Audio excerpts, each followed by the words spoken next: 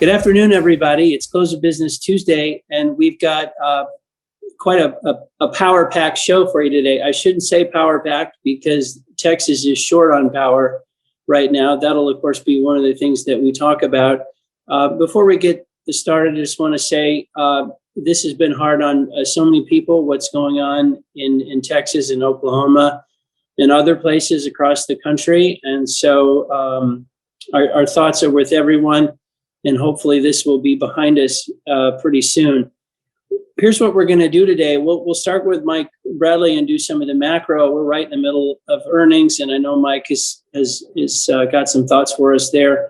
But then we're going to have Jordan McNiven and George O'Leary from our research group talk a little bit about what's going on right now in Texas, the examination we're making of the power system in Texas, and what some of the preliminary questions and conclusions might be. Of course, in today's world, everyone is looking at that question of renewables versus other. But I think we'll hear from the guys. It's not quite that simple. Colin Fenton, of course, is here, and we'll throw some logs on the fire to get our juices flowing. And then we're particularly happy to have two great guests with us. David Adams is an SVP from Halliburton for North America. He's a great friend, and he's going to talk for just a bit about what's going on in the field. We keep hearing, of course, we know the weather is awful, the challenges are real, and David is going to give us a sense of what Halliburton is hearing, and just give us a feel for the real challenges. And then it is Old Home Week. We are crazy excited to have Anish Kapadia back with us. Anish ran our TPH's international based research out of London for many years. He is now the captain of his own ship, ACAP Energy, doing lots of great analytics and consulting and all sorts of things. He's recently done a huge report on helium. And I think what Colin and I were talking about this earlier, if there's anything we're learning in today's world from coronavirus through to the Texas energy problems, it's the way in which we're suddenly short certain supplies, certain suppliers, certain risks, certain issues. The system breaks down because someone didn't realize something, and helium, may be one of those types of things in the future. We'll see, but it's something to pay attention to. So that's the longest introduction in history. I apologize, guys. Anish, welcome to you. David, welcome to you.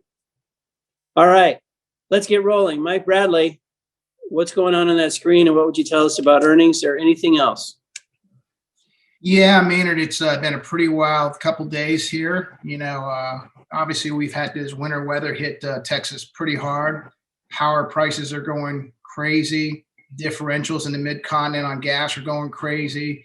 You're hearing crude oil basically force majeures right now. So it's just a mess at this point in time. And so that's kind of what is all the news today. But, the thing I wanted to focus on, because the rest of the guests will hit this, is what we're going to expect from E&Ps going into their Q4 earnings calls.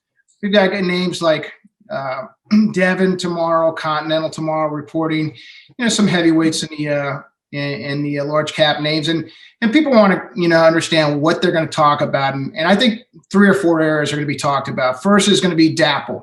A lot of these guys are exposed to the DAPL pipeline, and guys are going to want to get a sense for what their exposure is there, sort of a worst case scenario. The second area is a lot of these companies have talked about before is federal permits. What's that look like? We've seen actions from an executive standpoint from the Biden administration. A lot of it was just what if. Now it is, okay, how are you going to react to it? So we're going to have to hear a lot about that on the calls. The third thing is obviously this winter storm. What does that mean for Q1 earnings, Q1 production? Guys are going to be quizzed quite dramatically about that, especially with some of these differentials in natural gas going to the moon. And I think the most important thing is, what are E&P companies going to be doing? How are they going to react to what's happened here in Q4? I mean, we had crude oil rally from low 40s to almost $60 a barrel during the quarter. And I think what investors are looking to hear is, are guys going to be chasing that like they have in the past? Those that decide that they want to loosen up the reins a little bit on CapEx spending, they're going to get crushed. I think what the investors want to hear is messaging that the 2021 plans that we laid out 90 days ago, those are still in force.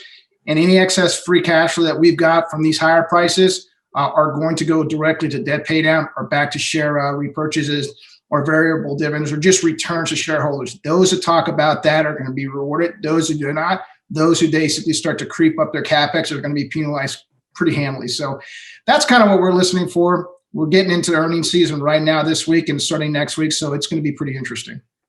So, Mike, how, just for everybody's benefit, how far into earnings are we? I know we've heard from a number of the big companies of both service, some midstream and some E&P, but how much further do we have to go? Most of all the majors have already basically, reported their earnings and talked about 21. We've had one or two E&Ps, Conoco being one of them. Most of the oil service companies have reported. So it's E&P's time to talk about what they see going forward. And so we've only had really Conoco, and that's it. And so we've got everybody else this week and then next week. So it's going to be a very interesting week to see what happens on the E&P side. Maybe I could ask you one question and then we'll jump to George first. It seems like, of course, if you're a service investor, you would love to hear that the E&Ps are picking up the pace. The service companies would love to hear that E&Ps are picking up the pace. Is there any, are service companies going to try to tempt E&Ps to go faster? Is that an interesting tension in the system? I think I think that investors would like to hear E&Ps not basically subscribe to capital discipline and start to pick up rigs and do what they've always done. I just don't think you're going to hear that. At least some of the larger cap names we talk to are going to hold very firm to their CapEx plan for 2021. Yes, private equity guys are picking up rigs because, there's been some movement in prices, but I think you're going to be hearing about sustaining capital spending type, out of the large caps mouths. I think oil service investors would not want to hear that, but that's what's going to happen. If you look at it right now, the difference between the rig count and crude oil prices, typically they moved 1-for-1 in previous cycles. They have not this cycle. And I think people are very concerned that that's going to be the case. We're just not hearing that from the large cap names. We don't expect to hear it in the Q4 earnings calls. Like I said, those who basically start to loosen up the reins on that, they're going to get crushed. Well, Mike, it's not clear by what you mean by that. That's so equivocal when you say crushed. I'm teasing you. George, maybe before we get to the Texas power situation with you and Jordan, I find that an interesting thing. I mean, the investors who own service companies are also the guys who tend to own E&P companies. So they're telling one group, do not spend an extra dollar on going faster, and they're own the second group hoping, boy, wouldn't it be nice if that first group went a little faster? Yeah, it's a fair point, and it is the kind of juxtaposition you run into in the space if you're just an energy investor who owns a little bit of service and a little bit of upstream. I think the biggest predicament, or the biggest decision these guys are having to make on the services side is, to the extent folks want to add rigs and spreads, pricing is at unacceptable levels. And whether it's rigs, frac spreads, coiled tubing units, or wireline, just margins are just woefully unacceptable. So it would actually be a good thing if you saw a little bit of discipline out of the service side of the equation and folks weren't just adding things back at current pricing levels. Okay. But what's probably been the most interesting, and to Bradley's point, if we would have rewound to December, we went through a full analysis with Portillo and the rest of our E&P team and looked at what level did E&Ps want to get to hold production flat exit to exit Q4 21 versus Q4 20. And it was about 25 more rigs versus that late December, early January period. You got those 25 rigs out of the publics. They've essentially reached those levels. So do they actually stop or not? To Bradley's question, what we didn't expect was you got another 25 rigs out of the private E&Ps. And so that activity's actually crept up further and faster than we thought it would have. All right, well, let's jump into the issue everybody's talking about.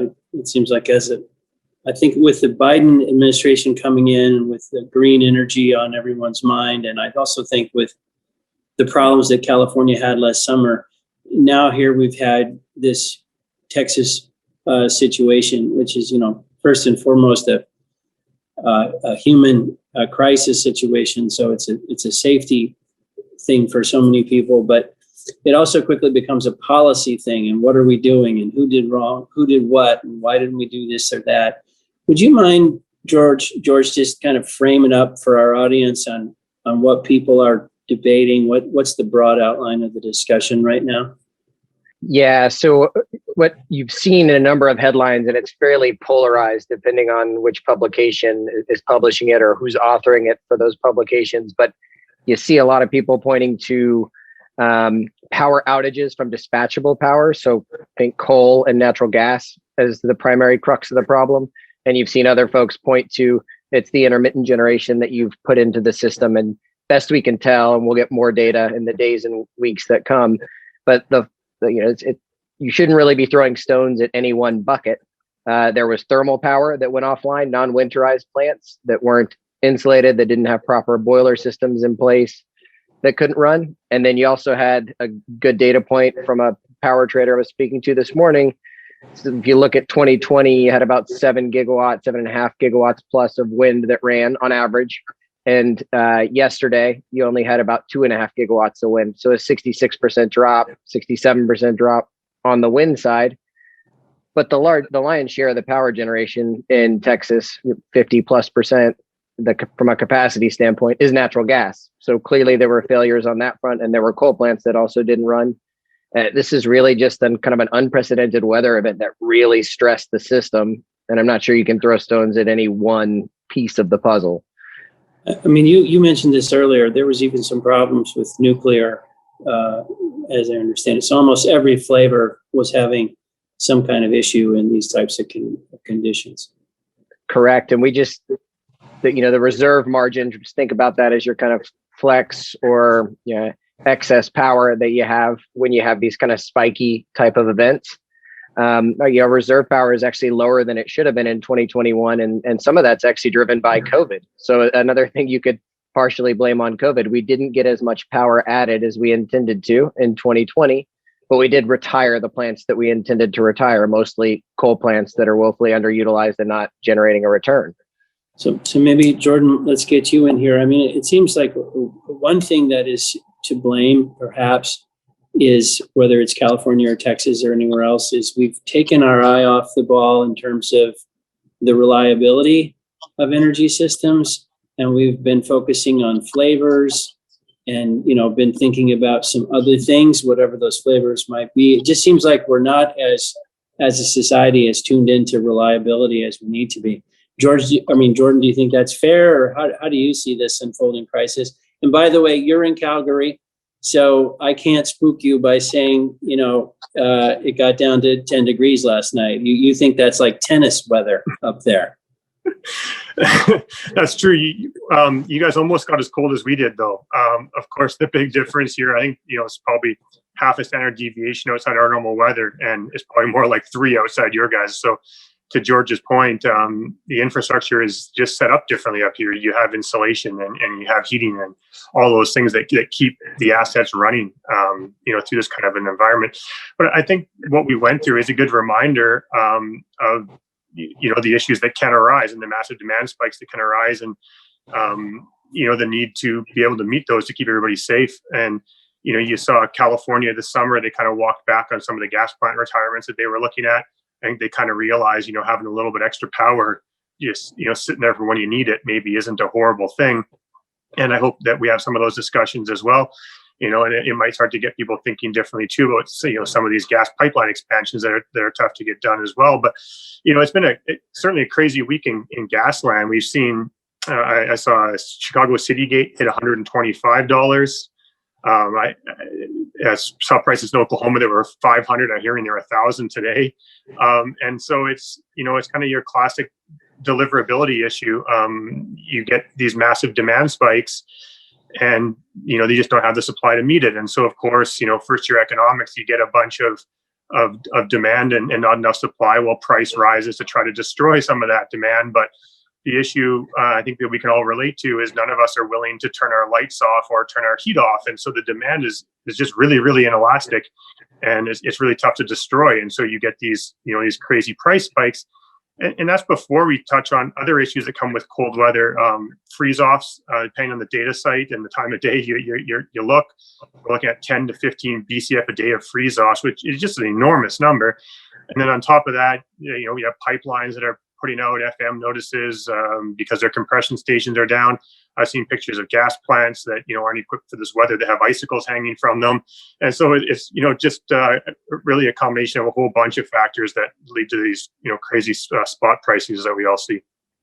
So George, as you look at it and think about it, that did seem to be the common story, is whether it's a windmill where the blade or the rotor can't turn, or whether it's a natural gas or coal, even all these problems came with, hey, the machinery doesn't work or isn't winterized, below a certain level. And that was really a dominant story in all this. Yeah, it's an incredibly dominant story, and it's just a very aberrant weather pattern for this part of the country. And it may be something that we need to go revisit. And as Bobby Tudor talked about on an internal call that we had recently, it's not all that expensive to winterize some things like wind, but some of this stuff is a little bit more challenging to do retroactively. So on a go forward basis, do you build it out of the right things? Do you insulate it properly from the get-go? And that may be the route we need to go. And then, what you need in a situation like this is more dispatchable power sources. So to Jordan's point, we need more CCGTs to be built, and we need to be careful with what we're retiring from the thermal generation stack. The only thing that you can crank back up when you want to crank it back up are those power sources where you can call on the inputs. I can't create more sun. I can't create more wind. I can't control when the sun shines or the wind blows. Those dispatchable sources are incredibly important in this scenario. So George, where do you think natural gas fits into that group? Because, okay, coal, you got the coal right there, you're good to go. But natural gas, we've remembered, you got to get it out of the ground, and you got to flow it, and you got to get it to the plant. So you either got to get more storage, or so where does, in that conversation you were just having there, leading us, where does natural gas fit in? Yeah, I think natural gas is going to be your dispatchable source of choice. One, the plants are they're easier to fire up. A CCGT you can turn on fairly efficiently. Your coal plants sometimes may take you 24 plus hours to get up and running. So you want to have a winterized gas plant and sufficient storage to fuel that gas plant, but you also can't speed up that supply process. So you are somewhat limited by how much gas comes out of supply. So it's about having enough generation, enough winterized generation in this, or in the summers, enough generation that can handle the heat. Your summer generating capacity is lower than your winter generating capacity because of the heat. So that can be an issue as well. And I guess the one reason, other than our sort of naturally and unfortunately polarized society of always kind of seeing things right and left, the other reason to have this debate about what went wrong is that Texas has changed pretty dramatically over the last 10 years where it gets its power. So the current system, I guess, is it about 40% wind? Is it somewhere in that? Somewhere in the ballpark. On any given day, you can have wind comprise that much of the generation. In terms of capacity, you're a little north of 50% gas, but we'll actually be the number one adder of solar this year in the US. Typically that's California, but they had more issues because of lockdown. So 1, 2, and 3, I believe, are Texas, California, and Florida this year. So sort of this new system with decidedly more wind, was sort of standing here when this weather event happened. A little bit more solar, but I think we've added most to wind, if I have that right. And so it just naturally raises the question, if we hadn't done that, would we be any better off? And I'm trying to ask as agnostically as possible. If you still had the coal plants in place that we've retired and they were still running baseload, you probably wouldn't have as pronounced of an issue. I mean, the fact that you have wind that ran at 7.5 gigawatts last year and ramped down to 2.5. You had a 67% drop in that. Sure, on an absolute numbers basis, we saw thermal gen fall notably, and we'll get those numbers in the days and weeks to come. But we didn't see anywhere near a 67% drop in that. So it held up much better than the intermittent generation did. Well, I guess this is why things keep pointing back to natural gas, because the natural gas just doesn't have the pollution issues of coal, but it's can be more reliable than other things. So I noticed somewhere, this was just talking about governments planning for reliability, that the Chinese this year will add as much coal capacity to produce power that exists in all of Germany today. That's just the scope of how much they're adding. And one reason they do it is reliability in addition to cost.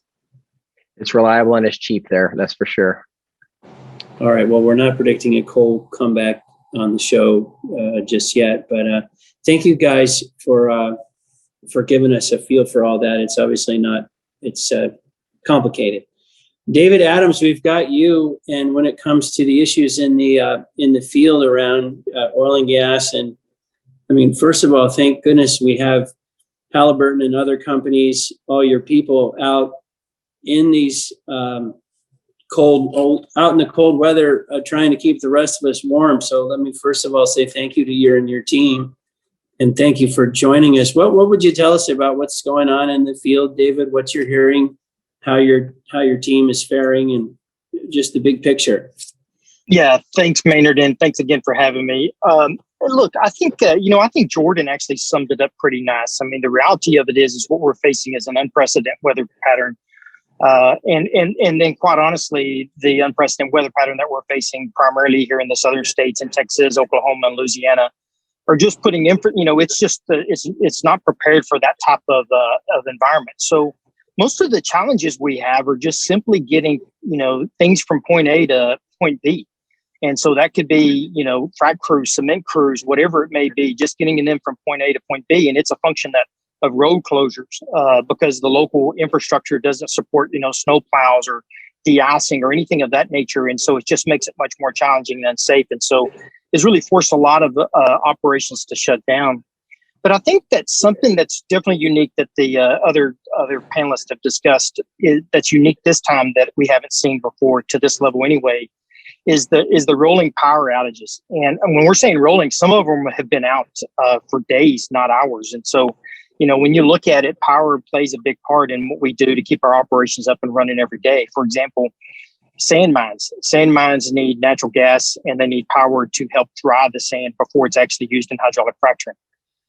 Many sand mines are down today as a result of not having the power or the natural gas to support that. So I think there's just, a magnitude of things that are taking place, but we're making the best of it. So one thing, David, just to throw out, we've been talking a lot in recent years about electrification of the rig site. And we also, all of us have become completely dependent on our phones for all sorts of things, communications, but, ordering services, so on and so forth. Unlike the days when maybe we just ran a diesel generator and powered everything there at the rig site. Do you notice anything just about electrification that means, we're having some problems now that we wouldn't have had in years past? No, I haven't seen that, Maynard. I think, for one, the scale of electrification isn't there yet to really make a difference when you're talking about day-to-day operations. But even at scale, I don't see that as being an issue because, again, where does that electricity come from is really the critical point. And so that's been the driving factor, but have not seen any electrification efforts curtail any of the things today. And are you just, your people, have they been out in the cold? Like, how are you keeping them warm, keeping them safe? How have you been managing all that?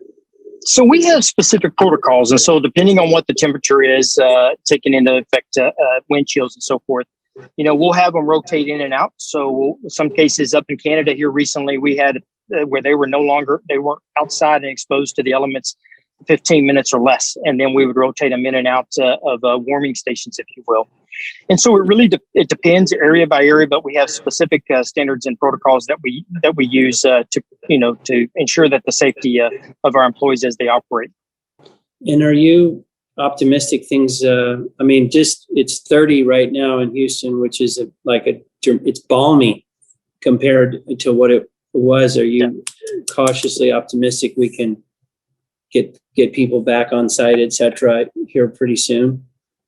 Yeah, we're getting regular updates, and so we're already seeing operations get back to somewhat normal in some areas. Obviously the northern states are already kind of back to somewhat normal operations. The only kind of being somewhat curtailed associated with some of just the backlog associated with some of the logistic jams, if you will. But I do see all the southern states, Texas, Oklahoma, Louisiana. I think later on by the end of this week, we feel like we're in a lot better, more comfortable position. And just the workforce, just so people have a sense of it, the workforce that you're talking about managing in the workforce numbers, I know that's got to be numbers in thousands. How big of a team are you trying to manage through all this? Our North America operations is somewhere in the neighborhood of about 7,500 employees that are out there day in and day out. And so, recognizing that not all of them are exposed to the elements. In fact, we do everything we can to engineer out the elements. So it's around 7,500 though. Well, we just want to, we haven't added them all, David, to the close of business distribution, but we just want to say thank you to you and to all of them, because that's hard, real work. And we really appreciate it. Well, Maynard, thank you. We do appreciate it. Thanks for having us. Yes, sir. Thanks, David. Stay safe. So, all right, same to y'all. So, Colin, as we move to Anish and start getting brainy, talking about helium, can I just throw a fastball your way, which is, I think, in the last 10 years, we keep having these events that are, I think Hurricane Harvey was a 1 in 500 year event, or that's how it was described. And then we had coronavirus, which is a 1 in 100 year, I guess, event, if you count the Spanish flu. And now Texas is having this once in 30 years event.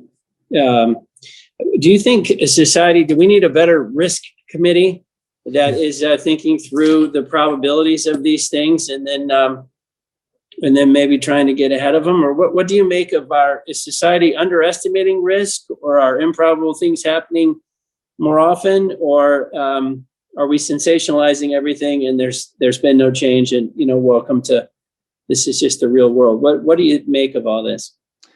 It's a little bit of all of it. A statistician would tell you. I once had a friend who was asked a similar question, and he said, give me 700 years and I'll tell you exactly what the distribution is. Part of the problem is we mix the concepts of frequency and probability. And, in the same way that you can have heads come up 3 times in a row, you can begin to confuse those two concepts. Let's not forget that it was in 2005 that we had the impossibility of Katrina, Rita, and Wilma back to back to back. And you could have been forgiven to say that this was a new paradigm and a new frequency, and then had to wait many more years to get to the Hurricane Sandy or Hurricane Harvey. It doesn't mean one's right or one's wrong. It just means that we're confused. There's some uncertainty about what the real distribution is. And so, picking up the thread of the conversation, what I heard was this emphasis on reliability, and that even if you build in a reserve margin of abundance, the upstream might have a problem too because of the same weather event. And so, abundance may not give you logistical security. Logistical security may not give you the kind of reliability that you want to have, because it is either a shift in paradigm for the weather or a one-off. And, when you're cold and wet and miserable, maybe you don't really care even so much about what the actual distribution is. You want resolution that day. And that kind of brings us to the second point of liquidity. Whatever this distribution is for weather and how much is coming from shifts in climate or, the human effect on ecosystems, we have a lot of liquidity in the system now by design to deal with COVID. Just today, in addition to getting the $1,000 per MMBTU spot gas price that Jordan mentioned, we also got a $50,000 Bitcoin price for the first time. I will talk about Bitcoin this week. I wouldn't do it last week, but I'll do it this week. And we got for the first time a 40 euro per metric ton price in the carbon market in Europe. Now, how much of that is the system looking forward another year or two? How much of it is chasing, a market that's moving? Again, reasonable people can debate. That's why we have markets. That's why we have a bid ask. And so I guess my final point in all of that, Maynard, would be, this tension between certainty and uncertainty. Remember, it was just a month ago that I had that chart of the bell curve of heating degree days, and I showed that the skew in the oil market was basically pricing in a diminishing risk of a cold winter. Well, we have proven, whatever the cause, that on the right-hand side of the bell curve, you can get a really sharp dose of cold winter out of the blue. And what you're going to price is that probability going from diminishing towards zero to being 1 in a very short period of time. Hence, a $3 gas price becomes a $1,000 gas price. What I can say is we know that winter is going to end. And so for the producers in the E&P community in particular, all of the challenges that we have instantaneously now on logistics and freeze off and all the rest of it, we do know with a rising level of certainty that we'll get past this. And so what we're seeing is the skew in those options markets, which had to acknowledge the reality of the winter here instantaneously in the past 5 days, is already trying to fade it. And let me just give you one example. If you look at the $65 calls on June, they entered the year at a 38-cent premium. They got to $1 per barrel late last week. They got to $1.50 intraday today. But even as Brent and crude and TI remain above $60, those call premia are beginning to come back down again. So in other words, plain English, you're seeing the skilled trader fade these really high prices because their bet is, yes, the $1,000 gas price could go higher, but it's going to come crashing down again at some point with a rising probability. One question for you. Do you think, in a sense, our political systems or political leaders, they're sort of, they're ill-suited to identify risks because that would require them to think ahead about things that might go wrong. And they're really mostly suited to only deal with things that are going wrong. There just seems to be, am I fishing for something that doesn't exist? But I feel like we're seeing that pattern play out. Well, we've talked about this a bit in the past few days. It's the blame game, and what you see in political systems, particularly ones that. Well, now I'm playing it too, so I should stop. Well, I thought the research team, was very fair and balanced and right on target on that. They, you can point to lots of elements of this system had problems, and are we really trying to blame anybody or acknowledge that we had a serious weather event and we're trying to manage through it? And it may have been perfectly sensible not to go to the expense and effort to winterize either wind or gas. But the fact is, this weather event happened and they both had operational difficulties. I think, the broader point is the culture is at a moment where it just instantaneously wants to blame. And social media certainly does not help that tendency. And maybe we just all need to cool down. And that's my lob to you to get it back over to the helium side and our super cool commodity. All right, we're gonna cool down and we're gonna get cooler. Anish, welcome. You're in the intro. I referenced you're an esteemed TPH alum. You used to run TPH International. You've now launched your own thing, ACAP Energy, and then we were excited to reconnect with you, in particular because you've been doing some work around helium.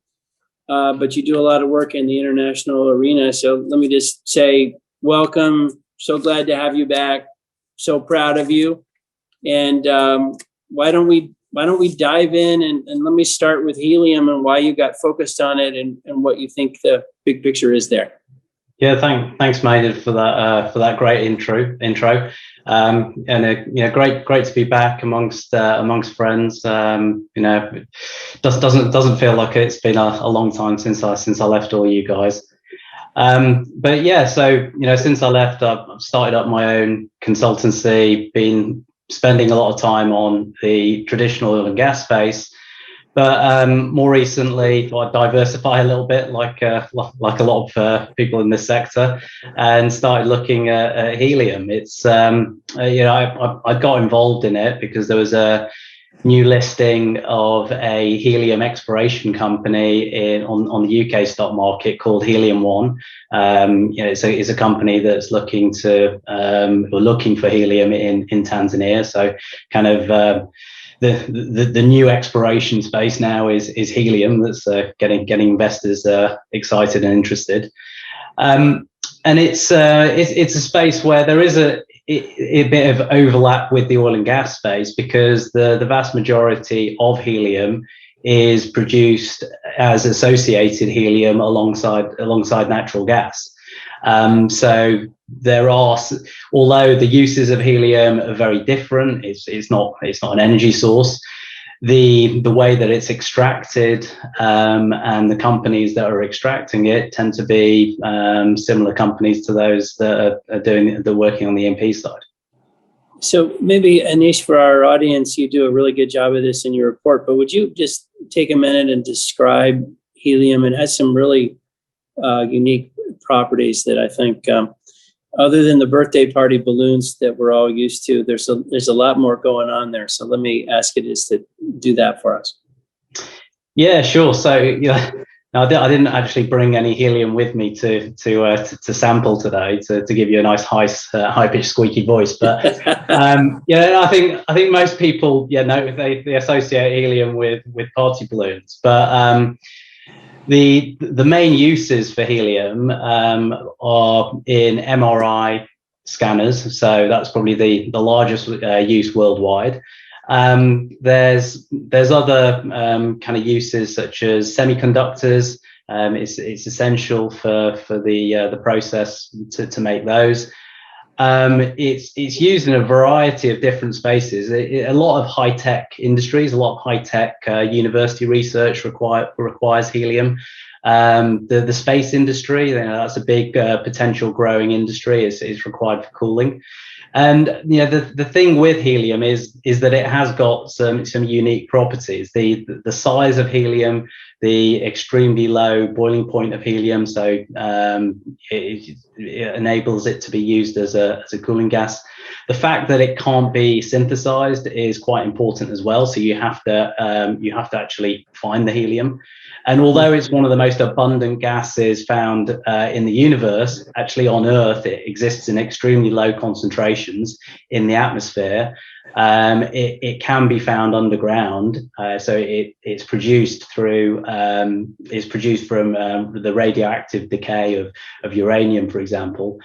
But it's generally found associated with gas underground in concentrations as low as less than 0.1%. It can be kind of commercial to produce, given the high price of it. And Anish, did you when you latched onto it? That is pretty interesting. That company you referenced, the helium exploration company, a public one. Did you latch onto it partly because it looks like one of those things like we've seen, over the last 10 years, whether it's lithium or cobalt or, various elements suddenly get interesting because they're gonna spike, or the world's gonna realize how much that we need them? Or was it one of those kind of moments when you decided maybe helium is kind of the next hot, unique thing, or what broadly drew you to it? Yeah, so I think that there's the relationship with the oil and gas industry. The reason it's become more interesting in the last few years is the helium prices have gone up pretty sharply over the last 5 years. It's as I said, it's something that it can't be. It can't be synthesized. The vast majority of production of helium used to actually come out of storage. The US Bureau of Land Management had a huge helium store that it built up because it was such a valuable strategic commodity. The US used to be really the only main producer up till a kind of decade or so ago. And what you've seen over the last decade is that storage resource has been blown down. Existing production has been going into decline. You have had some replacements in places like Qatar, Russia. There is some growth, but in essence, the problem you've seen with the market and the reason the pricing has gone up is there is a finite amount of supply at the moment. So that has stimulated a lot of interest from helium exploration companies or helium companies that are looking at existing wells in places like North America and Canada to see if they can go back to the logs, see if there's relatively high concentrations of helium, and see if it's economic to produce. Some of the prices we were talking about on natural gas earlier, they're relatively low versus helium price. $500 per MCF. You actually see you see helium prices for end users over $1,000 per MCF.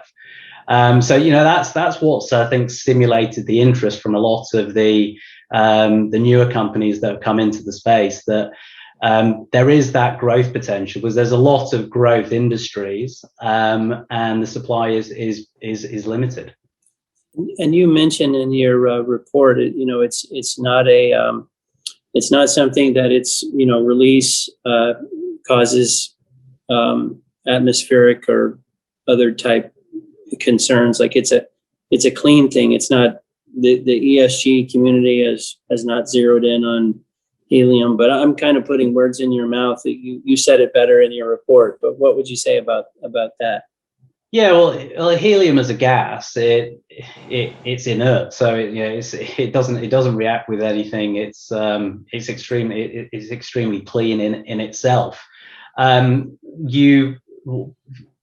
of the potential issues that the ESG crowd can come down on is that it's produced associated with natural gas in the majority of cases. So the vast majority of gas coming out of places like Qatar, it's a byproduct.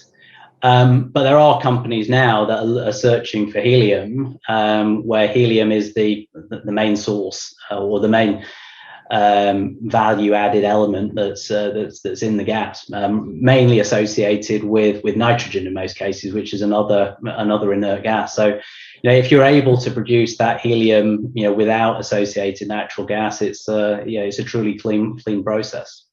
And a lot of the companies that are involved in helium production, that there are some names that oil and gas types like ourselves know really well, but let me let you share the industry, if you will. Who are some of those names?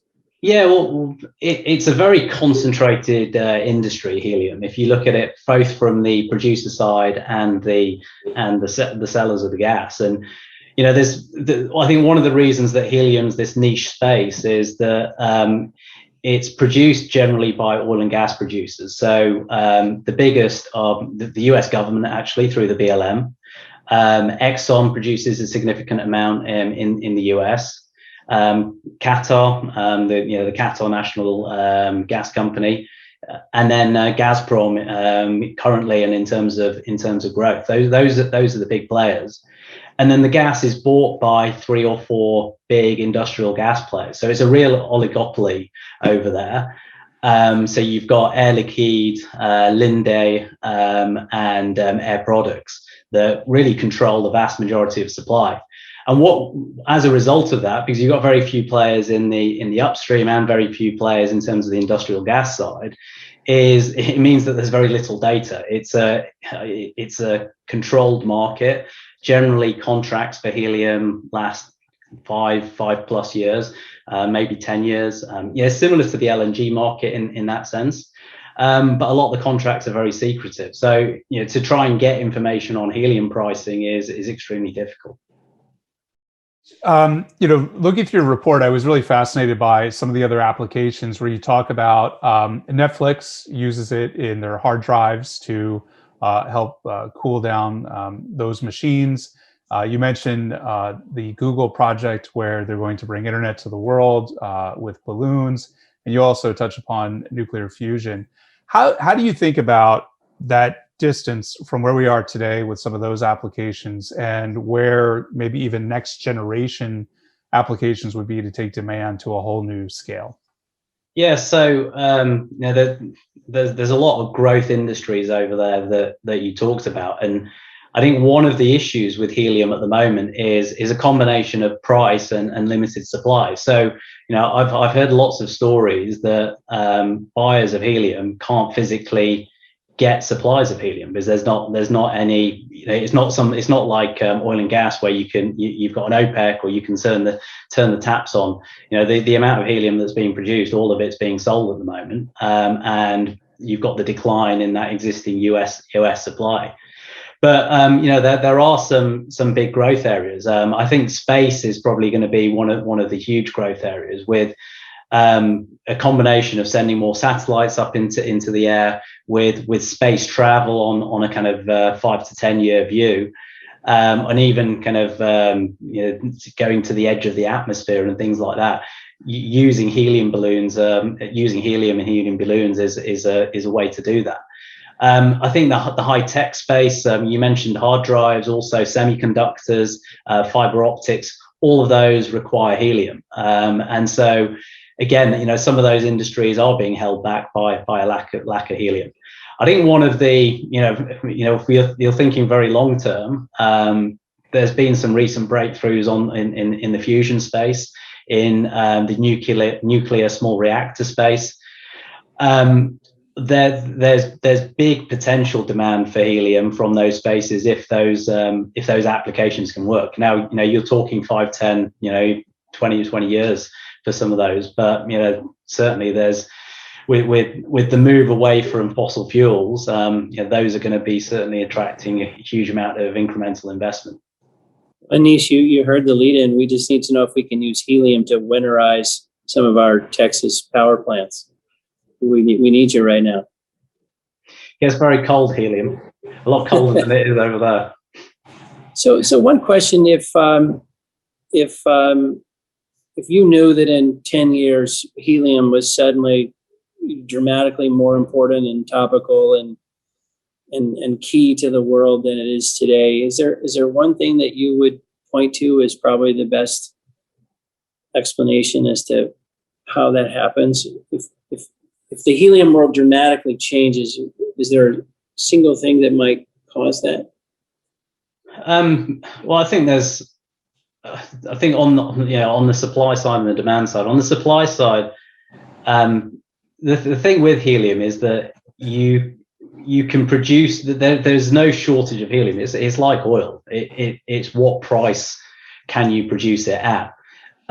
So if helium prices keep on rising, you're going to get more production. You've got a lot more companies that are now looking for helium as a result of this. The huge expansion that you're seeing in Qatar, in terms of the LNG side of the market, that's going to add an additional 1.5 BCF per annum of helium.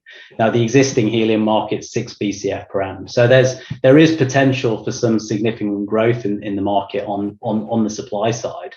When you look at that and you look at some of those growth projects, it seems somewhat worrying. But I think this is a market that's very much where demand is constrained by supply. So it's similar to LNG in some respects. If you suddenly put an extra 10, 20, 30 million tons of LNG on the market, it generally gets absorbed and then it becomes very sticky.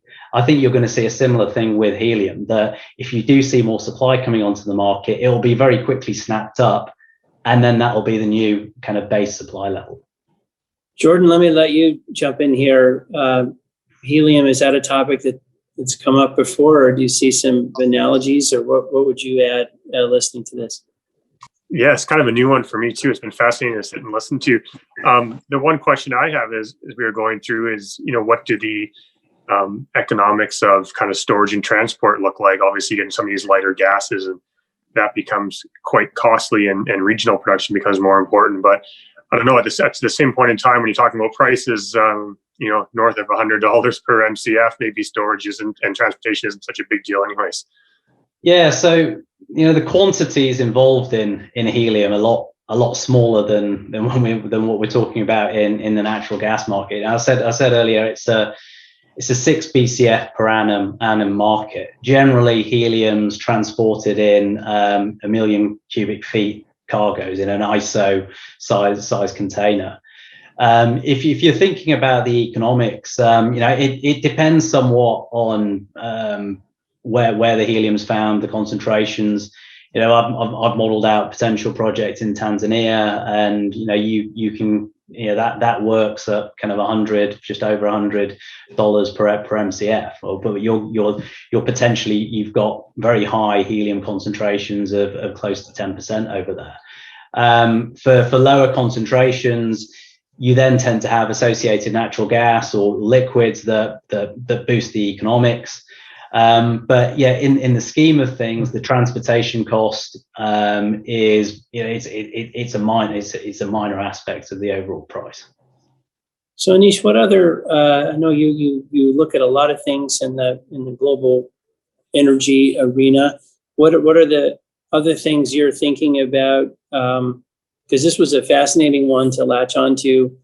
Are there other things like that you don't have to give away your next hot topic, but what else is on your mind broadly as you're thinking about things in the energy world?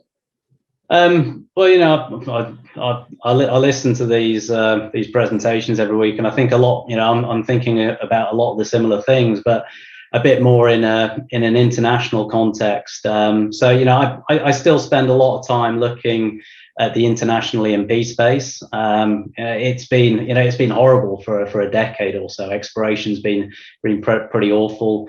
Performance of the international E&Ps has been terrible. A lot of the companies lost 90% plus of their market cap, and there's not a lot of investable companies left in the space. But I think it has been interesting more recently. You've started to see with the oil price recovery, some of the small cap E&P companies, they're some of the best performing, or it's the best performing sector when you look at the kind of small cap space in the UK this year. And that's interesting because I was looking at it last year. The UK E&Ps, the small caps, the size of that sector, with about 80 odd companies or so, has shrunk to smaller than the size of the alternative energy companies listed in the UK, where there was less than 10 companies. You could really see that shift, that kind of that ESG shift of investors looking to put money to work into alternative energy. So you're starting to see a little bit of a recovery. I think that the mindset of investors in Europe is still very much so in terms of having somewhat of an ESG bent when looking at companies. But at some point, I think cash flows are starting to matter. I think also one of the other things, just when looking at the international oil and gas market and international supply, one of the reports I wrote back when I was at TPH 4 or 5 years ago was looking at international decline rates. And I think one interesting thing, kind of looking back at those reports, was we all expected declines to kick in after the big lack of investment that you saw in the international space. And you go back over the last few years, and those decline rates haven't kicked in. And the reason for that, I think, is that the capital in the international space was moved into doing things like infill projects, the quick wins, your fast payback projects. So you're offsetting some of your declines. You also saw companies increasing reliability and efficiency pretty dramatically, and some of that's just with the lack of pressure from the service side, and some of that is digitalization. But I think some of those factors that you've seen, plus you've already had those impacts, and you're not going to have them again. If you've got, for example, production efficiency up at 95%, you've not got much further to go. That plus the fact that you've had another wave of a lack of investment over the last year, probably continuing, especially as a lot of the integrateds aren't increasing capex, they're redeploying any incremental cash flow into alternative energy projects. you are going to see declines kick in and faster declines than what people are expecting. If I look at, I use some real-time data. I use an oil analytics platform called OilX. So if I look at the OilX data for February for the UK, for example, I just looked at, and Colombia, their production year over year is down 17%. So you're seeing some pretty dramatic declines kicking in some regions around the world. You've got places, within OPEC as well, places like Angola, where you've got production down, and people, I think, assume that that's OPEC cuts. But I think if those OPEC cuts roll off, a lot of that production won't come back because they are just underlying declines. So, I think that's a very interesting topic that I'd be watching over the course of this year. So one thing, Anish, that's all fascinating. Here in the U.S. over the last month, we've been talking about Keystone, DAPL, slowdown in drilling permits, rejoining Paris. We've had this Texas energy problem here this past 4 or 5 days. That's going to lead to more policy discussion. With your European hat on, what do you make of what's happening in America right now on energy policy? Is it from a European perspective, is it encouraging because the U.S. is moving closer to a European view of the world, or does it look like just more noise, or what do you think? Or does it mean this was a Keystone thing? Does it mean that international oil and gas production is probably has a positive outlook because we're just going to do less in places like the U.S.? Like what do you make of all the noise we're making here in the last few weeks about all these things? It's a huge topic, and I think it's certainly the topic du jour at the moment in terms of in terms of all companies, really. When people are looking to invest, I think renewables are top of mind.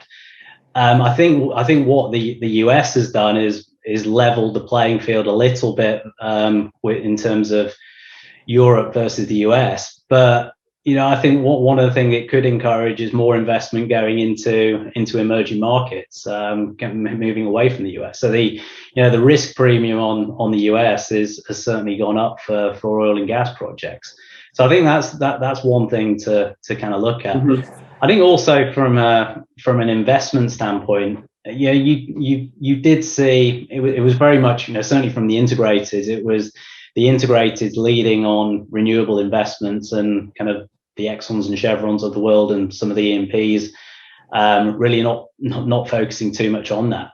I think there's a little bit of a shift now, and I think it's actually quite interesting if you look at the performance of Exxon and Chevron versus the European names this year. Exxon and Chevron have outperformed, as I think investors have got a little bit more skeptical about some of the plans that the European integrators have put in, because they don't know whether they're oil companies or they're renewable companies. And what you're finally getting to the stage where these integrators are going to be generating good amounts of cash flow, being able to return cash flow to investors, and then suddenly you've got them having to put all this cash flow or free cash flow into renewable projects that have got in the best case high single-digit returns that aren't going to pay back until the next decade. And I think genuinely people worry about the integrators being able to execute. They've not been able to execute on their oil and gas projects over the last decade. Coming in late, over budget, seeing downgrades. So going into new spaces which are extremely competitive with low returns already, I think there's just a huge amount of skepticism whether these companies can make money. So I think in terms of those investments that the integrators are putting in, it really has to be something that is synergistic with their existing businesses. Not just adding megawatts and gigawatts for the sake of it, and something that has the potential to have similar returns to oil and gas in the medium to long term. I thought it was fascinating. We've talked about this a couple of times, but on the Exxon earnings call, they had a chart which showed of the CO2 captured since 1970. I think the number was Exxon's captured 40% of it. I guess this was in industrial processes or something. Is carbon capture coming up much with you? Do you think that's an interesting space? Does it get a lot of discussion in Europe? Because it seems like for all its promise, it's not something we talk about as much as we should relative to its promise. I say it's definitely a huge topic in Europe. I think it's being viewed as one of the key solutions. It's being viewed as a solution for you're reducing the carbon output from industrial processes, from oil and gas. There's a lot of hype, I think, both in the US and Europe about hydrogen. And I think blue hydrogen with carbon capture is another thing that is hot on the agenda. There's not a lot of discussion around the economics. The economics are certainly pretty questionable at the moment. And yes, there's certainly scope for those for costs to come down. But yeah, there's a lot of discussion around it. But you do need either much higher carbon prices, carbon taxes to come in to encourage those projects to go forward on a commercial basis. There's a few large projects that are going ahead, but they're currently government subsidized projects.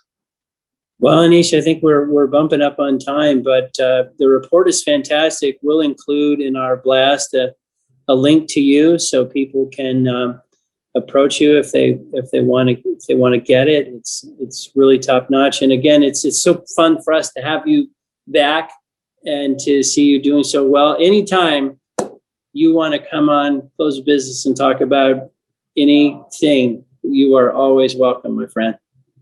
Oh, it's been a pleasure. Well, thanks, Anish. Colin, Jordan, George, everybody. Thanks again to David Adams, Mike Bradley. Mike, I got to tell you one thing. As a football fan, I noticed Aaron Rodgers signed the petition against Dapple. And I'm only bringing that up because I'm a Vikings fan, and it just confirms that I chose the right team in the NFC North. That's how I see this thing. Well, Maynard, I look at him as not being an MVP. We're going to hear from a lot of angry Packers fans on that one. I take it back. I'm sorry. Anyway, thanks, everybody. Stay safe and stay warm. We appreciate all of you.